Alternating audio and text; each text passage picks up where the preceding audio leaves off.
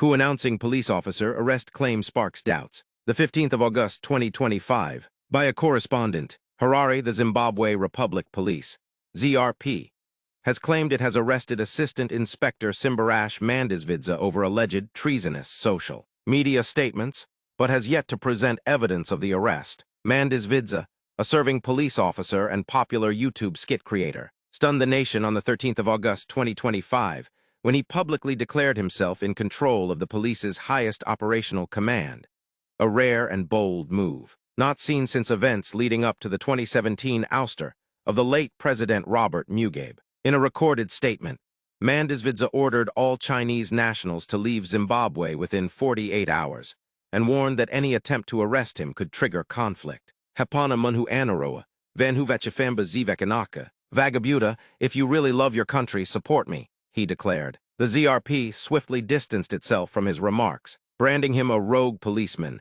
and announcing that he would face disciplinary action under the Police Act Chapter 11(10), alongside criminal charges. Commissioner General Stephen Mutamba reassured Zimbabweans that the force remains loyal to the country's leadership and committed to its constitutional duties. A statement signed by Police Chief Staff Officer for Press and Public Relations, Commissioner Paul Nyathi, stressed that no acts undermining police integrity or national security would be tolerated. Despite the announcement, Mandisvidza appeared again online in a different police uniform, claiming he was safe.